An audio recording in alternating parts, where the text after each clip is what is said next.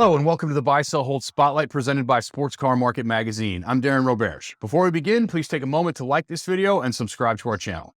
Also, be sure to join in the conversation and share your thoughts by leaving us a comment below. Our guest today is Lynn Heiner. She is an automotive artist. Welcome, Lynn. Hi. So for those who may not know you, why don't you give a little bit of background and tell us about yourself? Sure. So my name is Lynn Heiner. I'm an automotive fine artist, and I've been doing cars specifically for the last 5 years. But before that, I was brought up as a creative. I've always been a creative. I went to art school, but I came into being an artist professionally about 10 years ago. So you are classically trained. Why don't you give us a little bit of background about how that kind of whole process went and how you achieved that and how that has influenced what it is that you're currently doing? Well, it's kind of an interesting story in that, yes, I went to Pratt Institute, which is a great art school on the East Coast. But for me, when I came back to art, it wasn't everything you're taught is about representation and can you make something exacting and perfect and ideal. And for me, I found that to be a frustrating part of the process. So about 8 years ago, I actually went back and as a student just took a class and went in and said, take my mind out of what is normal. And it was an abstracting class. And so they blindfolded me. They put tools in my hands I wasn't comfortable with. And it was, I affectionately call those first pieces purple vomit, but that's all right. That's what that built on. And because I hate wasting, I actually took those canvases and started understanding the purpose of layering in a different way than what we're taught in college and having a warm background. I just started to just do the most funky things, and that is where my style came from. Started doing knives. I started doing all this heavy application, and I went from oils to acrylics, and all of it was just such a far stretch from what I'd been taught, but it was all amazing. I actually would have called myself a pasteller back in the day. So I like to use soft pastels, chalks, whatever. And then I went to this great experience of painting. And when I went to painting, it was very visceral and tactile and messy, and that was actually some of the funnest part for me ever was, getting out of my comfort zone, and in that headspace, that space of creating, I kind of found my voice, and it's a little different. Started off with the florals, you can kinda see over here. The florals were my very first, collection, and, the collection was actually conversation. Why I even came back to painting in the first place was about I had been burned severely a little over 10 years ago. And after a year of being going through surgeries, going through physical therapy, occupational therapy to get my digits working again, um, I felt like there was a conversation that I needed to have with God about what this meant and how life had changed. And that dark spell of life became that dialogue. And the florals were a lot of very dark backgrounds with very bright florals on top. And it was really the really difficult seasons of life coming to fruition in a hope and a beauty that never goes away. So a collector of mine who had the florals, who knew I was a car girl, they actually, him and his wife, asked me to work out a piece for his office, and he wanted a car, and it happened to be a Porsche. And 5 years ago, I did my first Porsche, and that was like, ooh, that's kind of fun. And so I did. I decided, let's see if this is a thing, and I did a second one, which was an AC Cobra, and before I was even done putting the car on the canvas, I was like, I'm in, I'm done. I can see a whole collection in front of me. And that's been my journey with that series. And that's been 5 years all over the world. And yeah, I've been really blessed with that. As you mentioned, your style is kind of funky and chaotic, and it definitely shows. And I think part of that has to do with the tools of the trade that you kind of incorporate into your work. They're very specific, and they're kind of exclusive to you. It's not something that you see out in the marketplace very often. Why don't No, you kind of give us a rundown of what it is that you use and kind of how you get to where you get to? So one of the ways I pulled out of being so exacting, which was the source of frustration and coming back to painting for me, was um, the instructor I had at that class. She was like, just find different tools. And so one of the things I had from when I was in college that literally never got used was a knife. So a knife like this, a palette knife, which is nice and flexible. It afforded me the space to just be more essence driven than exacting driven. Now, what's funny about a tool like this is as you become more prolific with it, you actually can pretty much replicate anything you could with a brush, a double zero brush, even if you wanted, because that tip is very fine. And even though I use a variety of different knives, that actually was one of the reasons why I appreciated the knives. Was it was loose and it was messy and it felt a little bit like my life at the time. So it was sort of literally art was imitating life at that point. And those tools have become my moniker, the part of my voice that's very distinctive. One of the things I appreciate about people who I'm meeting for the first time, they'll be like, I've seen your work before, and they know immediately it's mine. And that's part of the reason was the way I paint. Yeah, you know, it's Or interesting too, like when you're in person and you're looking at your work up close, it has an entirely different depth to it than it does when it's online or photographed. And I think the tools that you use really contribute to that. It does create a texture that is unusual for this particular type of artwork, and it adds something to it that is unique and fresh and different and you, and that's what makes it fun. thanks. Yeah, one of the things that I do is I think I've mentioned this, but I layer a lot. And actually the very first layer of a painting is a full abstract painting. The idea of laying down that abstract painting is more or less that's the fun of our lives, right? I mean, it really is just kind of our youth was chaotic and fun and loose and free. And so that's what I sort of mimic when I do that. That first layer is to put down an abstract painting. And then I build on that background. All that heavy background is a whole separate layer of paint. So again, with the brushes or the acrylics or the oils, one of the things you have to consider is how much time you're putting into it, because by the time I'm actually working on a subject, if I were doing this in oils, it would take months before I could even get to the subject layer while I'm waiting for everything to dry.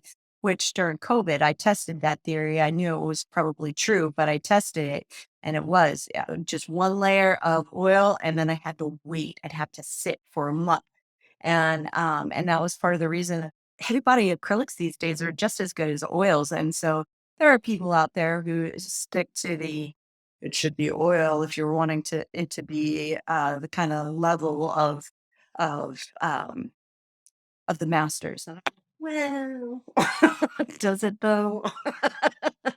The technology rears its head once again, and it does it in this capacity also. Your paintings really are like two paintings. It's really like an abstract, but then something recognizable in front of it, and that's kind of another unique thing that that your art presents. Thanks. Yeah, I do get that a lot. People either really don't get it and don't like it, which is fine. I'm not trying to please everyone. Or they love that it's so far off the deep end or kind of funky or emotive. I've had people actually at a show when I first launched. Well, it was probably the second year I was there.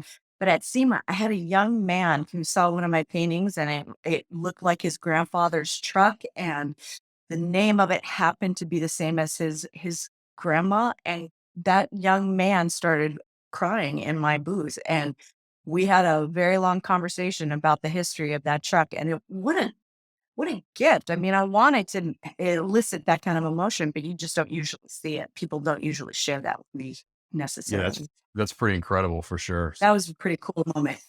Yeah. Let's dial it back even a little bit further. So you were a car person prior to the art thing. So Oh, yeah. give us a little Yeah. background on that and kind of tell us how and what you were doing with cars prior to what it is that you're doing now. Well, that goes back to when I was blonde and, still had my first set of teeth.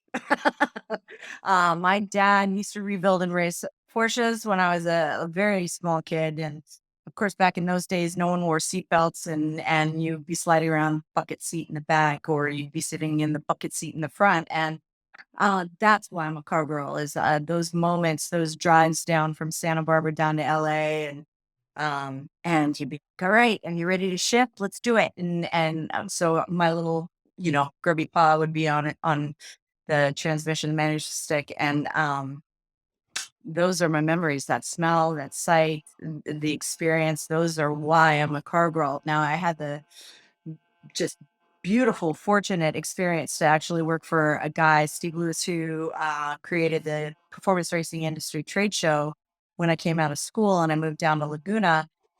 That was 10 years of getting to be in the business of auto racing. And it was an incredible experience. I learned so much that I never would have learned in art school about business and about the people and the community, which is very different even than what my dad had taught me.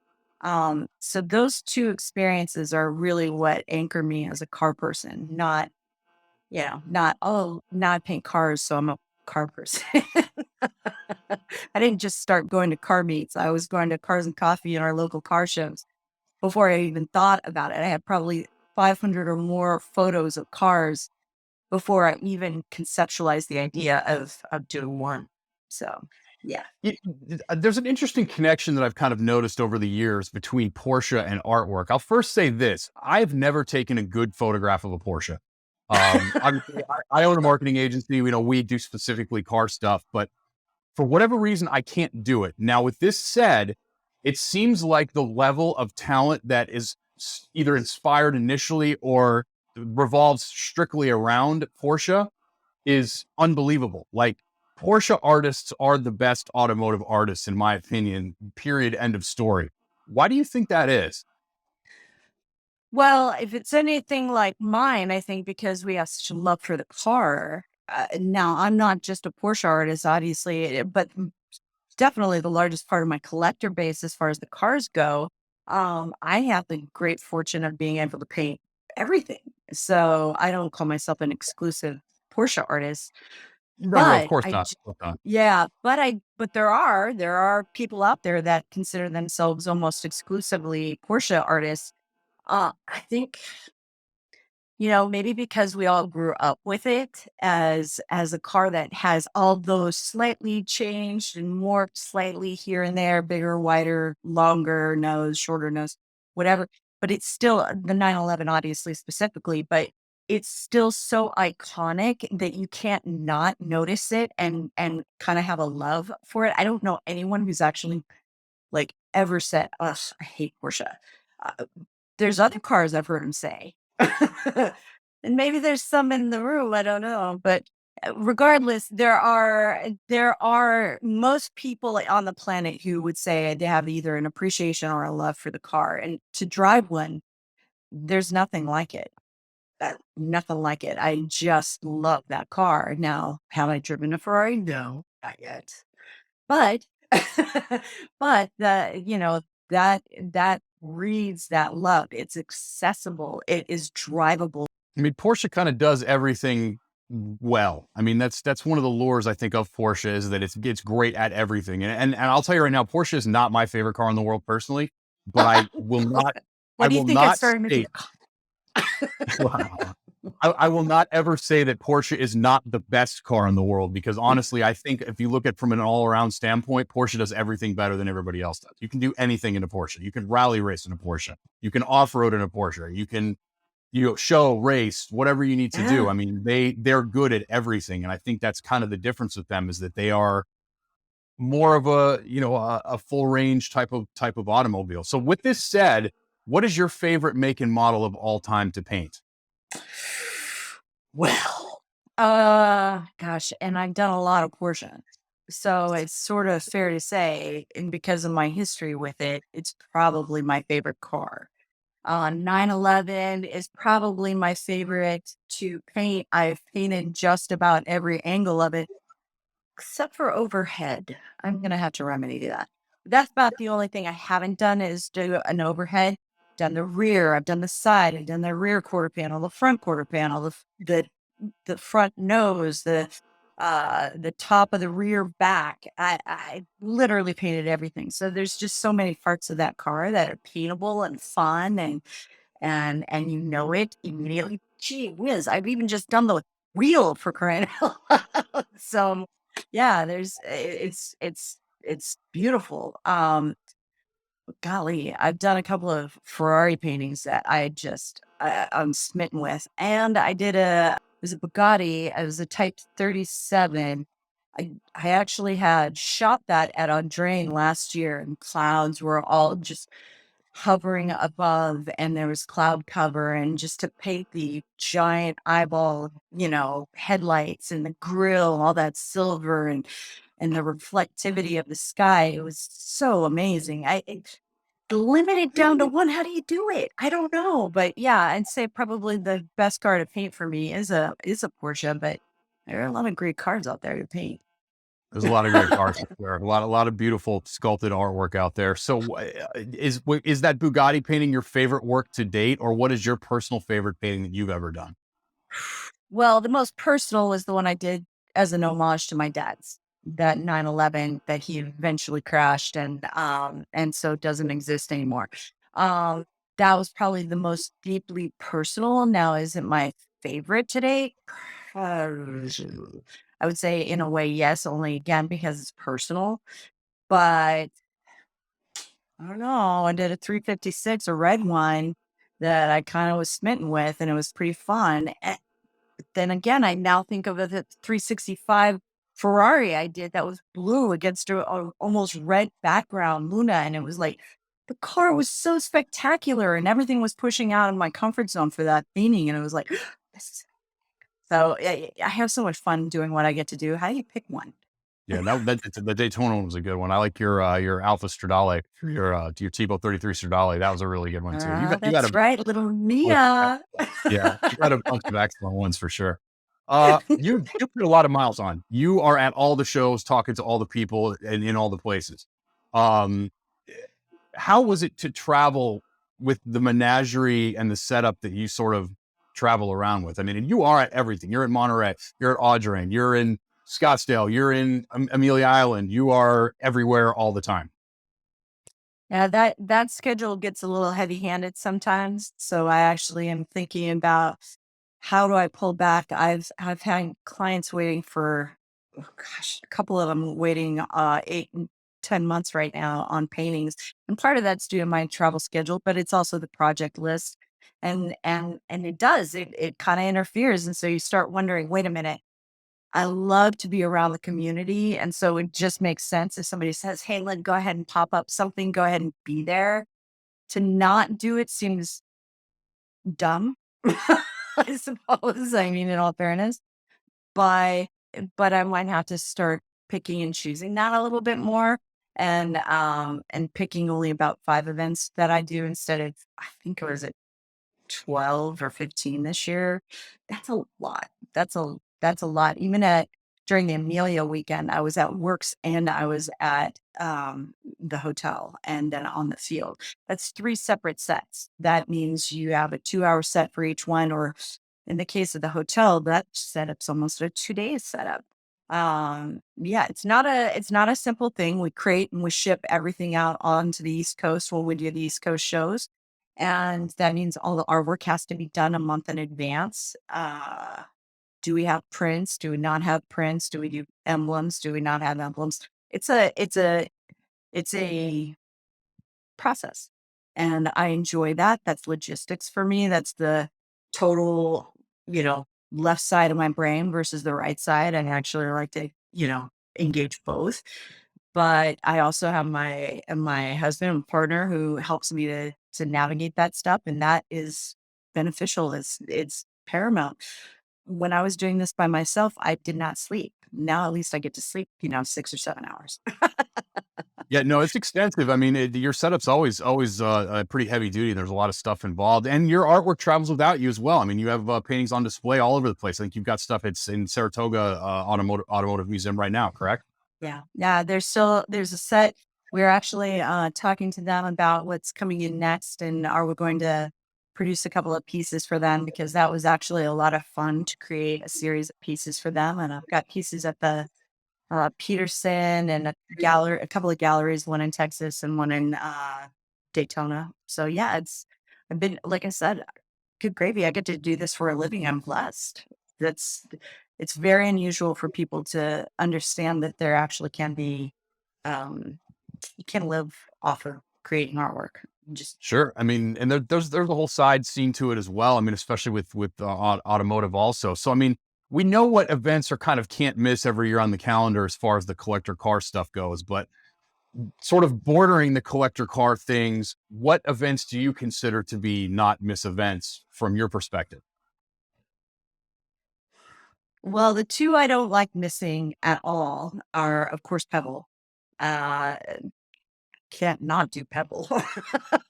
And I was very, what a gift when I just done Amelia and I called them up and they're like, "Oh no, we saw you there. Yeah, we'd love to have you there." I mean, that to me was like high honor and high praise. So that was a huge gift back in 2018, 2019, 2019. Um, and that was the first year I'd done Amelia. So both of those to me are my anchor events. But the whole reason I meet with in any show was because I did SEMA. And SEMA came because of my history with performance racing industry. And because they knew me at PRI and SEMA, all those people knew that. And they knew one of the guys up in the higher ups knew I was Heiner, didn't know I'd done cars. Well, that was because I only had 3 car paintings. And that was, I tend to be fairly loyal. So I'd say very loyal.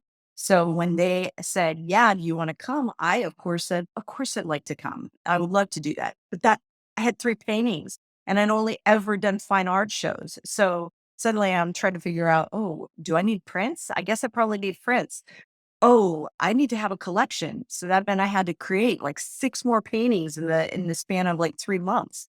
And that was exciting and scary and different and amazing. So those are the 3 anchor events.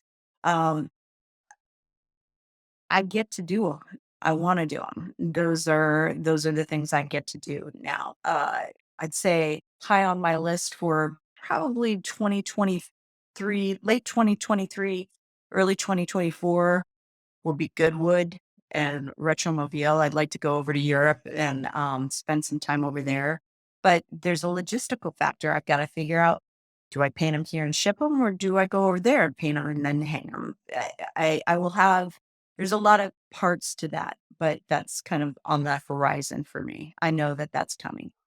Yeah, I would imagine there's some pretty tremendous complications with moving the amount of stuff that you move and how durable those things are, and it's not easy. So, with that said, what's more difficult in your opinion, the preparation prior to traveling for a show or the actual application on the ground elements, travel elements, food, lodging, etc., of putting something like that together? Well, now none of it's particularly difficult. I mean, once you start doing it, you kind of become a well-oiled machine. We have our go in our warehouse. We have, here are crates for shipping artwork. Here are crates for shipping the setup. Here's our table set. Here's our this. Here's our that. So most of that stuff stays pretty fluid. And again, if you do it 8 months out of the year, you really, I mean, even my go bag for packing is like, okay, let's pick this up and put it in this bag and do this. And here's my outfits, shove them in the back. You become a little methodical on that stuff. So you don't have to think too much about it. I want to spend all my energy on painting, and my clients, obviously.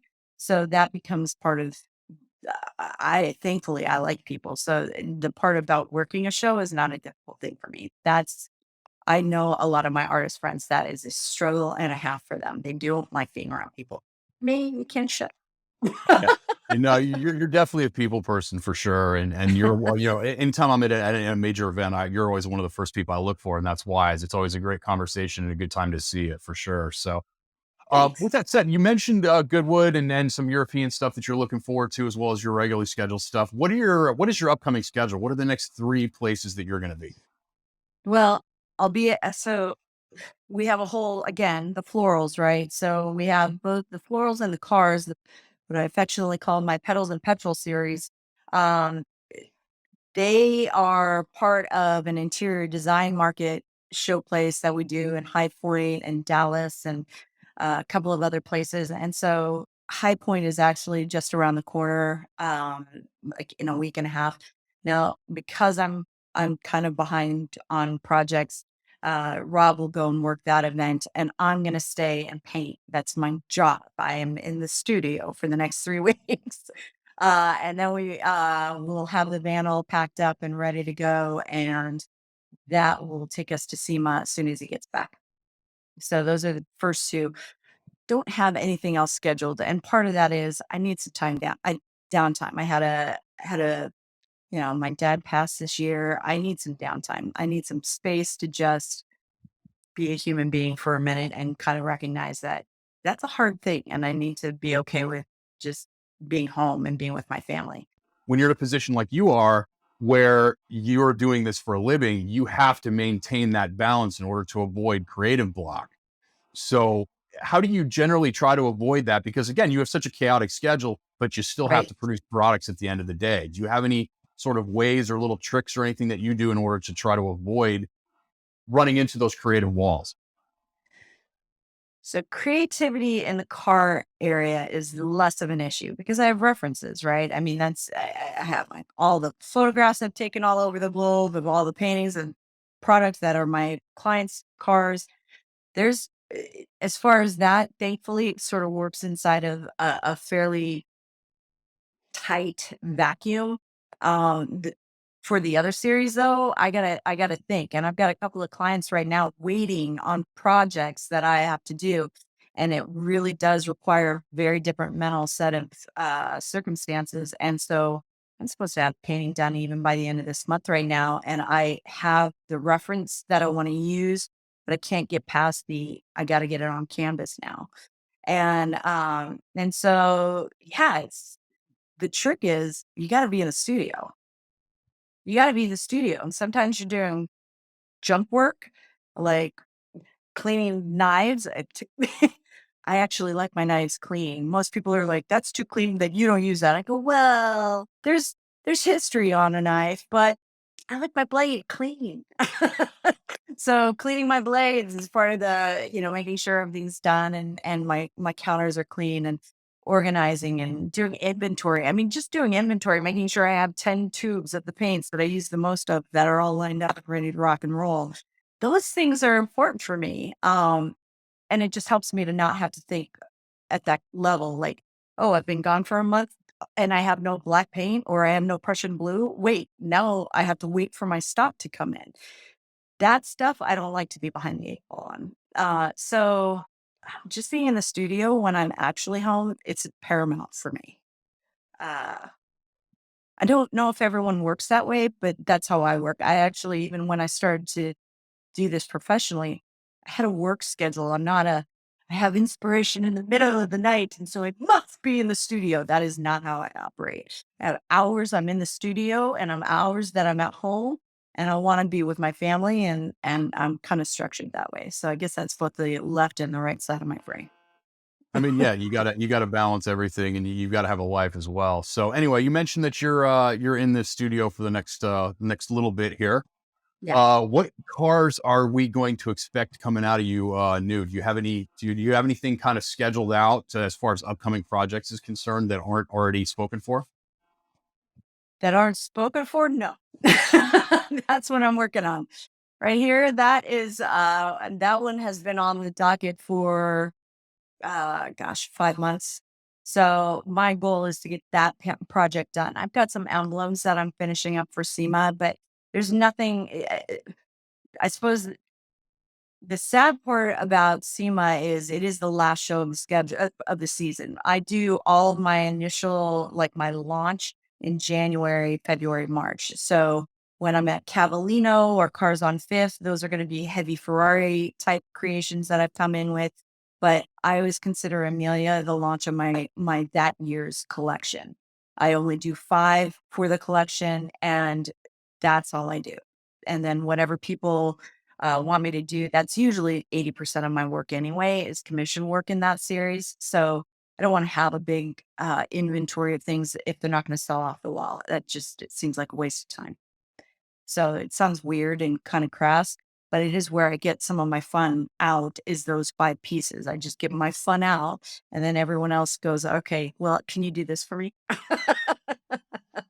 I mean, that's kind of the Sure. spot you want to be in as an artist, though, is you want people coming to you and saying, "Hey, I have an idea. Can you make this real? Here's XYZ amount of dollars." I mean, that kind of sort of says that you really made it as an artist, and I would think. Yeah, it's it's kind of a nice place to be. I mean, I know a lot of artists who get that, but I'm thankful that now I can actually charge a certain amount for my paintings. People don't seem to mind. That's a good thing. Yeah, I mean, they're certainly worth it. That's for sure.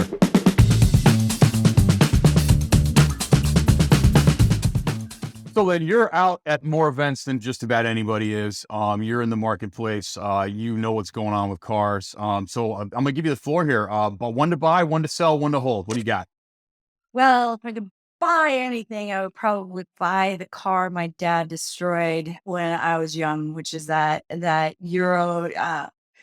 I've been told by my dad, who's a little bit of a type A more than I am, and he said it was a 64 911 Euro. He said the guy he bought it from was an American pilot who brought it over from Stuttgart, and it was one of the first that rolled off the line. And then about 5 years after my dad acquired it, he totaled it. So I suppose if I had all the money in the world, I'd try and make that one mine.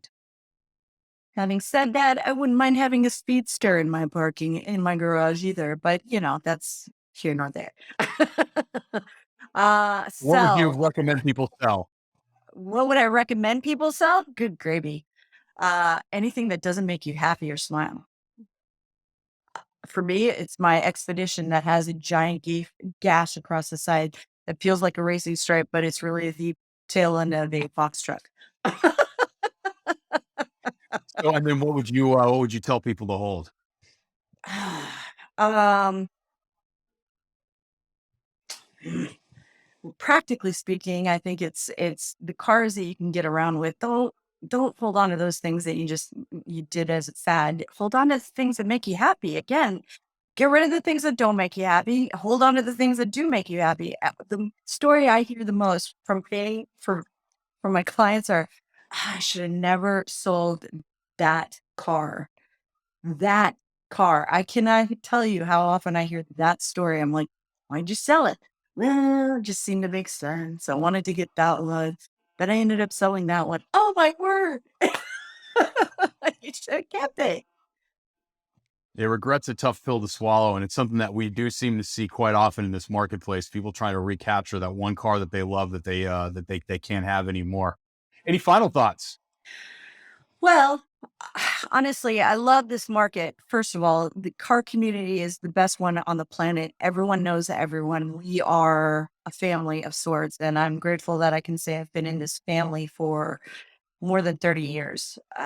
That part I love. I love that the car community that I have now seen people come back into my world after all those years after I left PRI. But having said that, golly, like this pretty grand adventure, and I hope we live it the best we So can. where can people go to learn more? For me, it's my website. I would say the website's easily the place where I stay the most up to date. I'm terrible about social media. I'm trying to get better at it again. But Lynn Heiner, LYNHINER, cars.com is my website for the cars. And Instagram, when I'm periodically there, is Lynn Heiner Cars, or Facebook, Lynn Heiner Cars. I try and be consistent.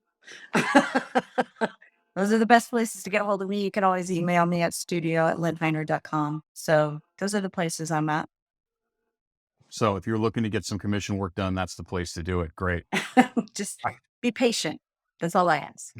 Be patient. I would like to thank our guest, Lynn Heiner, for joining us today. To learn more about anything that we discussed here, be sure to pick up the latest issue of Sports Car Market Magazine by visiting the link in the video description down below.